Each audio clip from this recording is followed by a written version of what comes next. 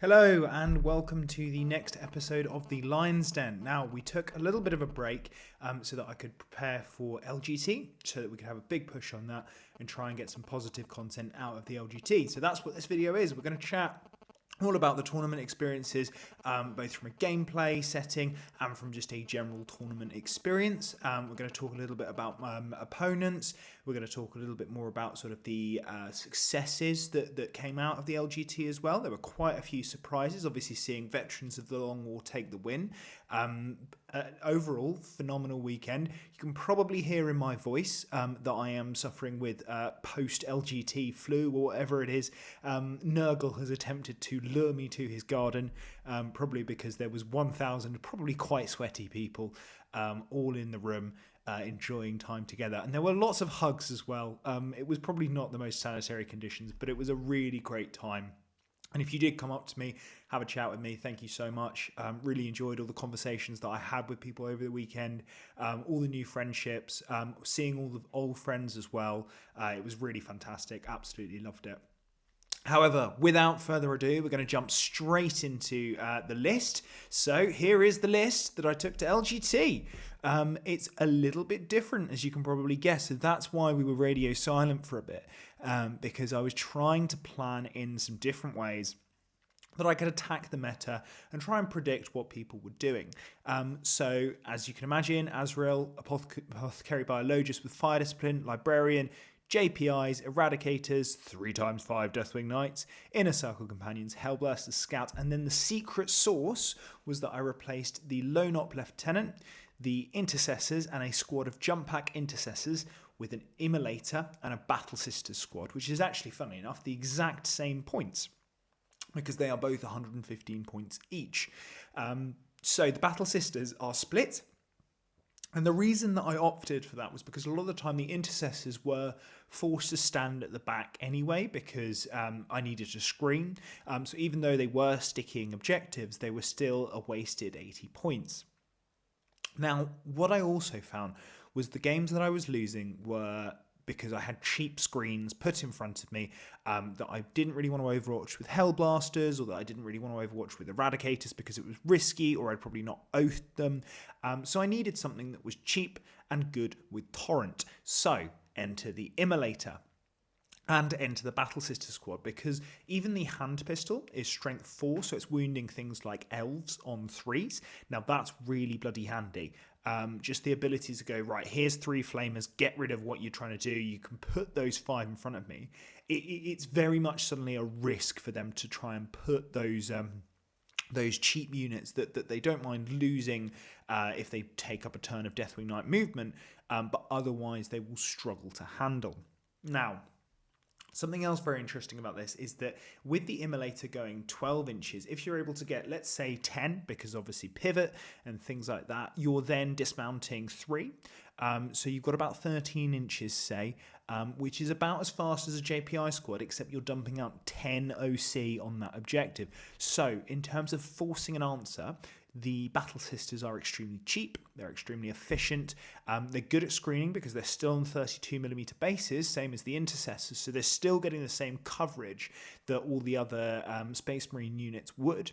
However, they are significantly cheaper, and they give you a little bit more options to cover up one of the major issues we had. Now, one of the other massive benefits of this is the Immolator's ability to strip cover off something that it has hit. Now, it doesn't have to hit with the Flamer. It can just hit with, say, the Heavy Bolter or the Hunter-Killer Missile. And that can really give you some benefits, because if you think about how useful Storm of Fire can be in a Gladius detachment, you're adding a second part to that. So suddenly you can Storm of Fire with one unit, you can use the Immolator to take cover off another unit, and then Eradicators go to one, Hellblasters go to the other, and you're deleting 2 units comfortably a turn. So it's just shoring up those defenses, making sure that you've got additional threats in Overwatch, and you've got something nice and torrenty just to sort of ruin people's day. So the Daughters of the Lion were in full effect, and they were actually very good throughout the weekend. So we're going to jump straight into game 1. Now, round 1, If you are familiar with the UKTC rules, you'll know that it was Terraform, Sweeping Engagement, and Swift Action. So Sweeping Engagement is like steeped Dawn of War. So then Swift Action is advance and fall back and be able to do an action with battle line units. So that was my sisters, and my opponent did not have any battle line in their army. And then Terraform, you do an action and objective. If you survive your opponent's turn doing that action and still holding that objective, you Terraform it and score 2 every turn for that objective. Now, I went first, which is definitely an advantage in Terraform, because it allows you to push up quickly, start doing the action, and force your opponent to come out and get you. I was up against Hypercrypt Necrons, which is something that I'm reasonably familiar with, but it was a slightly different flavour. It was destroyers absolutely everywhere. So there were 9 Lockhurst heavy destroyers, multiple small action destroyers, and then there was 2 blobs of Scorpec destroyers, both with a Scorpec Lord. So had a good mix of combat and fighting. There was another Catan in there, so it was the Nightbringer. That was the only Catan, which is usually slightly different in most Necronists. Usually there's like additional... which one is it? The big green wobbly bobbly one. Can't remember his name, but that one. Transcendent Catan. So it was a slightly off meta list, but still lots of strong units. My opponent, Tim, amazingly lovely guy. He ended up spending the entire weekend with us, which was really lovely. He'd flown all the way from Amsterdam to come and play Toy Soldiers, so it was really great to get the opportunity to meet him and get to hang out with him all weekend. So that was really lovely. And on this one, I think it was my early game ability to just take over certain sections of the board that really supported my terraforming. So I was able to terraform on 2 objectives, which kept my primary score ticking along nicely. Now, that forced him into doing a secret mission, which was hold 3 objectives. I wasn't sure if it was going to be hold 3 objectives or to put his warlord on my home objective. There was also a moment in turn 2 where I was able to roll a 6 in advance, get some scouts onto his home objective, and they just denied the points on that. So he was only able to score 4 by holding the centre on turn 2 for his primary. And as you can see, it was a very close game. I think I've missed a couple of Tim's points towards the end there, because it ended about 90-68, I believe. So if Tim had been successful in his secret mission, it would have ended 90-88. The secret mission he took was hold 3 objectives, and he was very close to being able to do it. So it was a very tight game, very enjoyable game. And then everything went to pot. So basically what happened was we went outside and we had lunch. We had a lovely time. We submitted our scores, and then we got off to our next rounds. I nipped to the bathroom and checked my phone, and my friend texts me and goes, why have you just gone from 90 points to 0? Has something happened? So I have no clue. So I'm like, what on earth? Okay, I tell my opponent, and I quickly go off to the judges' table. Now, they think that I hadn't submitted in time, and therefore the 0-0 stands, it's a loss, and that denies me a chance at getting top 3 Dark Angels in the UK. So really gutting to have this very hard-fought victory turn into a 0-point loss immediately. So at that point, I go, okay, well, I guess this LGT is over for me. I'm just going to go and mess around with my opponent, and then I'm going to drop. So we'll talk about that next game in a moment. The slightly frustrating thing is that BCP then was having consistent problems throughout the weekend. I had multiple friends of mine say, I keep on getting this error message, which is the error message that I'd got. I just assumed that it would be okay, because you would expect when you pay quite a significant amount of money to go to a tournament that the submission app would be fine. And unfortunately, in this case, it wasn't. And that is absolutely not the tournament organiser's problem. That is not their fault in the slightest. That is not the referees, nothing to do with them. It is BCP, unfortunately. And because that is the only infrastructure that exists, that is not good for making sure that they are sort of using the best. And I think I heard someone tell me that they're using Google Sheets, which is pretty unimpressive for the amount of people that are using it. So if that is true, don't know that if that is true, but BCP, raise your game because you just denied me top 3 Dark Angels. So going into round 2, I was against Death Guard, and it was against someone who'd already taken a loss, because at this point I did not know that I had taken a loss. And we were playing on Purge the Foe, Crucible of Battle with Smoke and Mirrors. Now, really interesting because they did a great little move with their Nurglings to move block me. Not really move block me, scout block me, infiltrate block, that kind of phrase. And then they used Smoke and Mirrors to disappear those Nurglings so that I didn't get an easy kill on turn 1. Now, something that was going very well was that in turn 2, when the Plague Marines had sort of stormed forward and killed the unit of scouts, I was able to bring in my Eradicators, and they picked up that entire blob of Plague Marines that fights first with the characters, which suddenly then goes, okay, that flank is probably won and quite comfortably mine. But then I found out the issue from the previous round, and I decided that I was probably dropping, so I YOLO charged, because I was having at that point, you just want to have a laugh with your opponent. You want to make sure that they get the win and get the best score that they can if you are dropping, so what? So technically this was my first ever loss to Death Guard in 10th edition. Which was a bit of a shame. I was gutted to have my unbeaten streak against Death Guard broken. But Morty F modifiers, Plague Daddy, as we've referred to him here, is no joke into your Deathwing Knights. You've really got to play around him. And I think if you do have the Eradicators, if you do have those kinds of tech pieces in your list, you need to make sure that they are leveraging as much power as possible. The fact that the indirect fire can just sort of chip away at Hellblasters causes real problems. So making sure that you're as efficient with those Eradicators, dealing with Morty as possible, will put you in a great position. Now, as you can see, I sort of gave up at round 4 and just started giving my opponent as many points as he could get, because why not, right? Like, if you're dropping, you're dropping.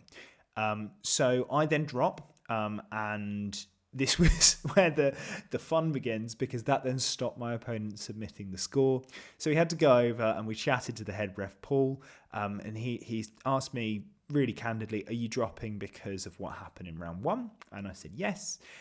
It's stopped me from being able to sort of do what I'd look to come and achieve. So I think I'm just going to have a nice relax, grab some beers and have a laugh. So one thing that was really important, I think goes above Warhammer here, was then Paul said, right, you've got really good sportsmanship and there's other potential prizes on offer. Now, I personally do not care about prizes, but I do really care about sportsmanship. So to hear that people have previously nominated me for most sporting in my games is huge for me, really, really impactful. And to be honest, it's the best compliment that you could get. I don't really care about the accolades that you can win. Being a fun opponent is the most important thing. So I decided that, okay, I couldn't achieve what I wanted to. But what I could achieve was giving my next 3 opponents the most fun, silly experience of LGT possible, where we just had a laugh, had some great games of Toy Soldiers, and tried our best to win. So that's what I focused on. Alex, my opponent, was absolutely incredible. Bless him. I think he felt real rough for me, seeing what had just happened. So he then went on to a brilliant 3-2, as did Tim, actually. But I think Alex only just lost to Steve Box, great guy, in the 5th round. So really well done to him. And I cannot wait to play him again, hopefully, when I'm actually going to throw absolutely everything at him and deal with Morty brutally.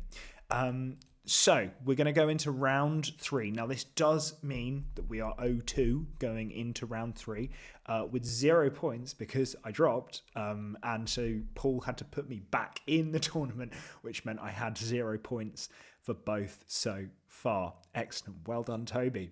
But we're going into round 3. And I meet my opponent, Tom. Absolutely lovely bloke. Just we both kind of went to each other and we went, we're at 0-2. We're having a laugh. Let's buy each other a couple of beers and we'll have some fun. He was playing World Eaters, very classic World Eaters. So Angron, lots of 8-bound, Exalted 8-bound, the 6 blob of Exalted, all that good stuff. And he knew that Dark Angels was not the best matchup for him. But we had a hell of a good time because we made a gentleman's agreement to meet in the middle. And as you can see, I went first, which meant that I just went right, flop in the middle, let's go. And it was a bad choice for me to do that. But let's be honest, it was influenced by beers and not really caring about my score at that point. And then Tom made 3 11-inch charges, including deciding to not put Angron in the middle, like we agreed that we would do, possibly because I'd hidden Eradicators right behind to pick him up immediately after. But Angron then made an 11-inch charge and went into my inner circle companions, where he fluffed his rolls and did 0 damage. So he'd had to have his charge re-rolled. He'd precisioned my librarians to try and score assassinate, at which point I rolled 3 4-up invulnerable saves. So Angron doing no damage. What? Deathwing Knights still alive after being hit by 6 8-bound. We're feeling good. Jackals failing to kill scouts. As you can see, on no prisoners, he got 2 points, and that was from killing one of my screening units of scouts. And I was like, oh, goodness me. Okay, it's on. At that point in my turn 2, I was able to do a huge counter charge, push in with all 3 units of Deathwing Knights, push in with the Inner Circle Companions falling back. Rather hilariously, 3 of them failed their desperate breakout when they had to move through Angron. So Angron actually killed more by dying and by desperate breakouting my guys than actually by fighting, which is a little bit embarrassing for Angron, but he did then get to come back a bit later. But at that point, Tom and I were just having a laugh, trying to see what the best choices were so that we could get as much of each other's armies killed as possible. So we absolutely just flung ourselves at each other at that point. But when the 6 Exalted 8-bound were dead, I think there was like 3 normal 8-bound, 3 Exalted, and the fight's first Khorne Berserker Brick left at the end of turn 2. So it had been absolute slaughter, at which point obviously Hellblasters can step up and pick up what they want to. So we knew how it was going to end, but we were able to kind of just have a laugh, focus on killing each other, and it was a lot of fun. As you can kind of see, because Storm Hostile Objective, I didn't score on turn 2, and that is because I controlled every single objective. So great game. Really enjoyed that. Tom very much got in the spirit that we were just there and gonna have a lot of fun. And we did have a lot of fun. We bought each other plenty of beers, and really it sort of reinforced that it was the right decision to stay in the tournament, and to just have a laugh with my opponents. Now, going into day 2, we're 1 and 2. So at LGT, that is no guarantee that you will get a slightly easier game, because there were brilliant players at 1 and 2. So it's one of those tournaments where you have to respect every single round. And in my round 4, I went into tier 1 tier 1 Blood Angels, not Dark Angels. And it was with Henrik, who was a lovely, lovely bloke. We both drank lots of coffee to try and deal with our hangovers. And we were just sort of chatting away. He's talking about what had happened the day before. Obviously, I told him what had happened to me, at which point he went, cool, well, he wasn't new to the game, but he was he thought that because of my ranking, there was a few things that I might be able to sort of teach him. So I went, okay, perfect. Yeah, I don't care if I win this game. So I'm just going to go through and go through here is what I would do in this situation. We'll do it as almost as a bit of a teaching game. it was a ton of fun. It was also my first experience against Blood Angels, so it was great to get that kind of game in. Unfortunately, it was on Burden of Trust, which in my opinion is probably the poorest mission in the pack, but that's not the TO's fault. They can only do the missions that they're dealt with, and they need that variety in there. So we had Burden on Search and Destroy and prepared positions, so I was able to do Heroic Intervention and go to ground for free with my sisters, with their whole 1 attack each, great, and their 6-up invuln that they already have, brilliant.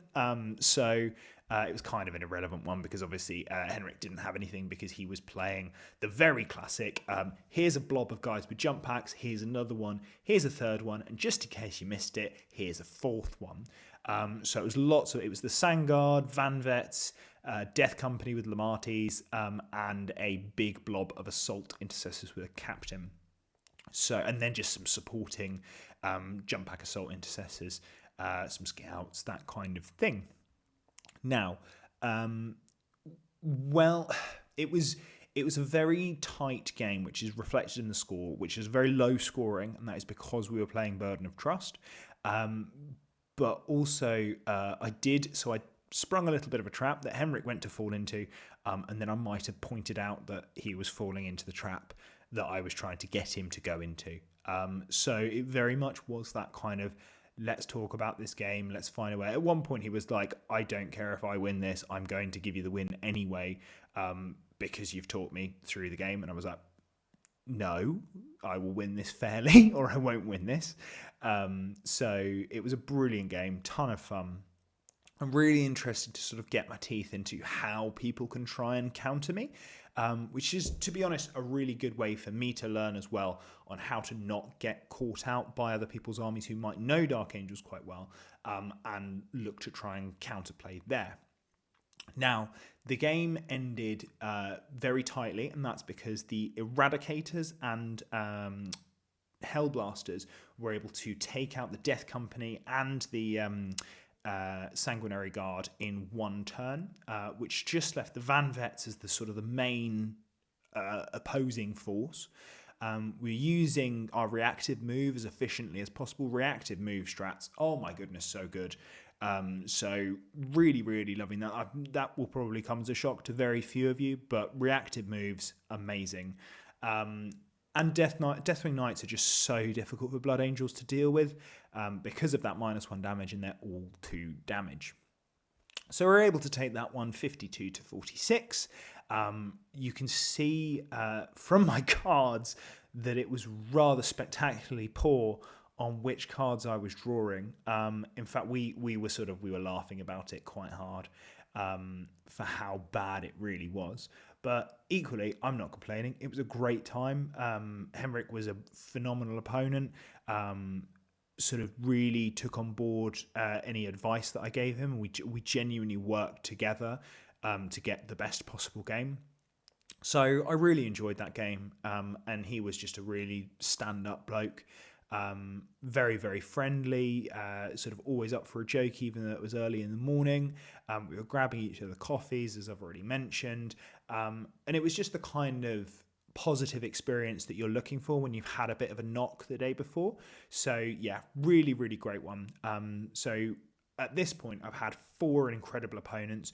Obviously, the experience has been a bit tarred because of what happened due to BCP.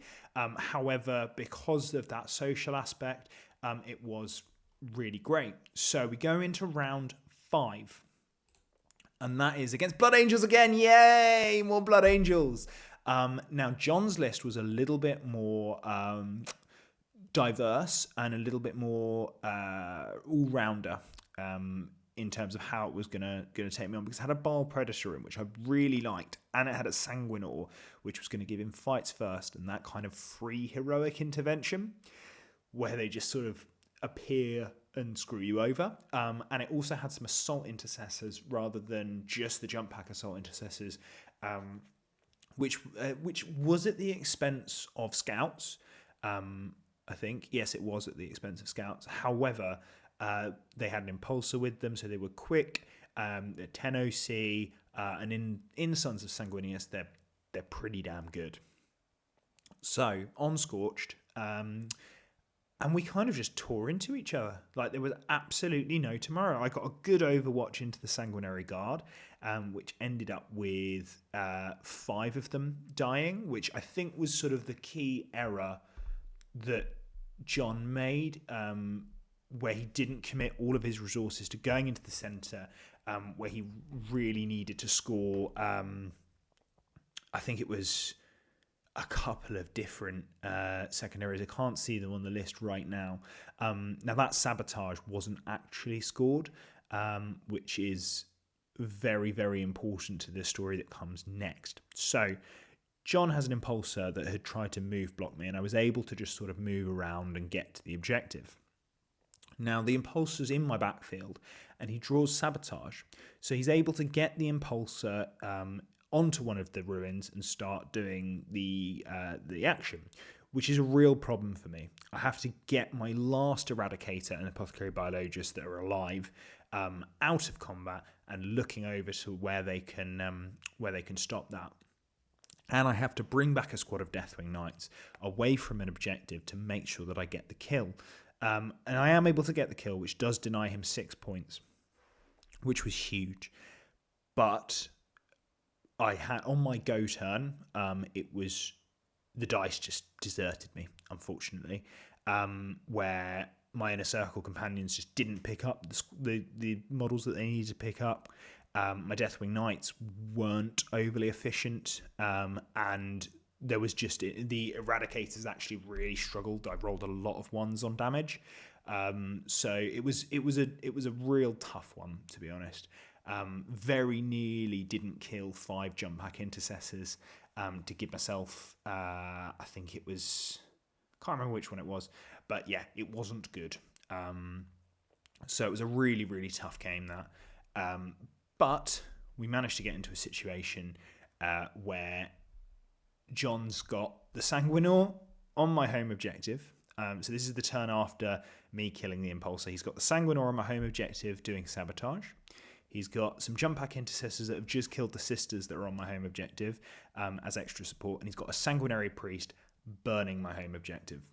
And I go, okay, I think that's me cooked. So I plan to sort of go and deal with his last little mid-board strength, which was, I think, 4 Death Company with Lamartis. So there was only them left. And I'm like, okay, well, we'll oath them, we'll get the Deathwing Knights into the Assault Doctrine and charge over there. At which point, I roll a 6 on the advance. I go, okay, how far does that get me to my home objective? That 11 inches got me right next to my home objective, at which point I'm like, okay, if the Eradicators go that way too, will they get within 18 of that Sanguinary Priest that's on his own? And they did. So I was able to roll reasonably efficiently with the last multi-melter. That last multi-melter did a lot of work here. And it killed the Sanguinary Priest. He did roll double 6s on saves, but then I rolled a 6 on damage. No, I think it was a 5, but it was enough to kill the Sanguinary Priest. And then I was able to charge the Deathwing Knights in. They took the Sanguinor and only took 1 wound off the Sanguinor, and then killed him back, which stopped the sabotage, forced John to keep sabotage, and stopped the burn of my home objective. At which point, the game swung. Because I was able to do that, it just ended the game there and then, because how can you stop? So the jump back intercessors are not going to do any damage to Deathwing Knights. The Deathwing Knights were just going to kill them back. And the Baal Predator was sort of unable to influence the game at that point. And I still had another full squad of Deathwing Knights elsewhere on the board. So, incredible game. And I said to John afterwards, I'm pretty sure I stole this game by rolling a 6 on an advance right when it mattered. So a huge roll. I think it was on a single dice, and it was that particular dice. And yes, my luck did even out, because on my go turn I rolled atrociously, but I think it was a good reflection of the game that it was as tight as it was, and it was an excellent game. John and I were sort of really good at sort of going back and forth in terms of making sure that we both sort of understood the intent. We're reminding each other if we were forgetting abilities that we could do, all that kind of stuff, just to make sure that it was as fair as possible. John's an amazing player as well. He was like, oh, I'm like a 3-2 average player. And I'm like, no, you are easily a 4-1 player on average. He's very, very strong. So if you see John at the next tournament with his Blood Angels, I'm pretty sure he's going to still be playing Blood Angels from the conversations we had. Be afraid. But yeah, really lovely guy, and really enjoyed that round. So let's go on to the takeaways. Imperial Agent Sisters were the real deal. They were so good at just stripping cover off units, and then with, like, say, -1 AP is suddenly good. But also, -3 AP is brutal. We all know that Storm of Fire is very good for Hellblasters. But suddenly being able to do it to multiple units, to then have your Eradicators go one way and your Hellblasters go another way, it really just made that killing of infantry really, really consistent. Also, just the amount of OC that you can jump out was really handy with those Battle Sisters. And they're actually not too shabby. They've got a 3-up save. Most people have 2 damage weapons. So Intercessors die just the same as these Battle Sisters, because they're both on a 3-up save. The T3 wasn't a huge problem. I think maybe there was some opponents wounding them on 2s, where they would have been wounding Marine on 3s, but it wouldn't have hugely mattered. They punched a lot above their weight, and they did their jobs that I needed them to do. So I was really pleased with that little change, and it just gave me an extra dynamic, an extra angle that I could use that my opponents maybe weren't expecting. Now, an interesting one here is, are Inner Circle Companions as good as we think? Now, Inner Circle Companions have featured in most competitive lists since sort of Dark Angels got their glow up, and it's because Inner Circle Companions got what looked like an incredible glow up themselves. But there has been a consistent issue with Inner Circle Companions that either they don't have fights first, unless you put a Judicia with them, and if you do that, they're then not very survivable. So Inner Circle Companions have been stuck in this point of, what do you take them with? Can you make them survivable enough? And can you threaten that fights first as well? I felt that my poorest performing unit was Inner Circle Companions over the weekend, and I kind of felt that at previous tournaments that I played at. So Inner Circle Companions have a big question mark over if they are good enough for a spot in this list, and then what replaces them. And I think there's some really interesting questions there that we need to start asking ourselves, such as, can we have the best of both worlds for a slightly reduced damage output in Blade Guard veterans with a Judicia? Because then they've got the 4-up invulnerable save innately, and they've got fights first. So that will be something I'm looking at.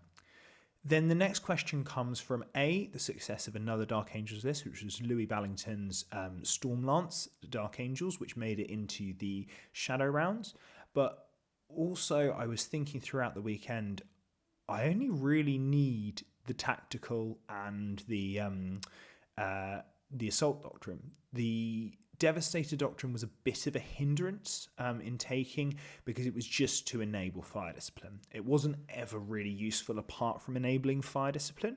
So as great as that Eradicator brick is it where we really want to be? If we're sort of leaning into the Eradicator brick, why aren't we looking at Ultramarines and using Uriel Ventress to give them deep strike? That would probably be far more efficient. So new detachment of potentially Stormlance could be really interesting, just to give consistent advanced charge and fallback charge. It would work really well with units like the Lion, Deathwing Knights, and the Blade Guard fights first blobs that I've just discussed previously. So keep an eye out for that. That might be something that we're looking at next. And then something else that's going to be very important is that points are likely to drop either this week or next week. And if you're watching this, points will have dropped, or they will be dropping next week. And I will be doing a video of what I think could be good for Dark Angels. We're expecting some nerfs. Deathwing Knights are probably the ones that are going to cop it. How bad that is going to be really important, because it might force a huge pivot. Otherwise, I'm feeling very positive about the point that where Dark Angels are currently in the meta. Now, finally, I just wanted to talk about the best case pairings infrastructure again. As I've already gone through, it wasn't really working at LGT. It was quite poor at times. I had multiple people coming up to me and saying, yeah, I've had XYZ problem with submitting. I've had to go and do it manually. And I think I was just the one that fell foul of that because I was the first one that it happened to, or at least I didn't notice that there had been a problem until it was too late. Now, that's not the tournament organiser's problem, and it's not their fault either. However, it leaves a real bad taste in the mouth. And it ultimately, it did deny me the chance of going 5-0. It did deny me the chance of getting top 3 Dark Angels. And that really sucks. And I think that's because BCP have been quite poor in terms of how they've been looking after their app and how they've been using it, because I think they know they have a monopoly. So why would they bother? Why would they put money into something that they don't need to, that they're already farming money out of? And I think that's a problem. And I think that's a problem that we as a community should address. And I think the fact that we've probably got a heck of a lot of people who are very skilled in tech should change that. I think there should be a step up from the community to develop something new. And it's something that I'm looking at discussing with my circles. So if you can help, get in contact, because I think this is something that needs to change. I've heard LVO previously, BCP just went down entirely. That's not good enough. It's ultimately not good enough that people are spending a lot of money to go to these tournaments and then they're being screwed over by BCP. So that's something that needs to change. Maybe BCP has just got a vendetta against me. We know with the pairing systems that it's got that it absolutely hates me anyway. So maybe it's just that. Finally, I would like to give a massive shout out to Paul and everyone that was sort of involved in organising the LGT. Paul especially, just because he sort of reaffirmed what Warhammer is about for me, and it's about that sportsmanship.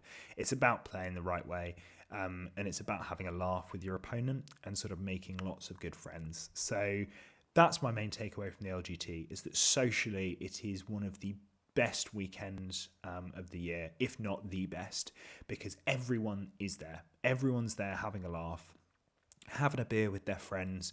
You get a chance to catch up with everyone that you've seen at these tournaments. I had loads of you guys coming up to me and chatting, which was brilliant. I loved getting to know you, getting to know your armies, getting to know how you were doing in the tournament.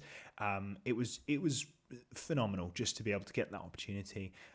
And in my lovely round 5, I felt a light squeeze of my bum cheek, and of course it was Jake Harding, the handsomest man in 40k. So dreams do come true, people. Dreams do come true. But we'll move on to our final ending here, which is thank you so much for watching. I'll give a little shout out to our sponsors, which are Glasshammer Gaming. Use the code BlackCrow to get 5% off at checkout. That might be really important when we get the new points dropping. And Terrain Forge, where you can use the code BCG5 to get 5% off your lovely bespoke terrain. Now, you can also get the UKTC sets if you are prepping for LGT or other other tournaments such as Coventry, which I'm planning to go to, which I think is the end of October. And just as a little shout out to UKTC, the early bird for LGT 2025 ticket is now available. So go check out their website. Check out the next season. I think this season I will have finished. The final points are not quite live yet, but I think I finished 5th for Dark Angels in UKTC. And for my first year, I'm pretty pleased with that. But do please like, subscribe, follow us on Facebook and Instagram, join the Discord if you like. Give me some feedback in terms of what you liked, what you didn't like. We always want to hear about it. As you can see, I bought a new mic because everyone was telling me to buy a new mic. So I do listen, I promise. And hopefully I'll see some of you shortly at Coventry. In the meantime, stay loyal, keep throwing dice. Thanks for watching, guys.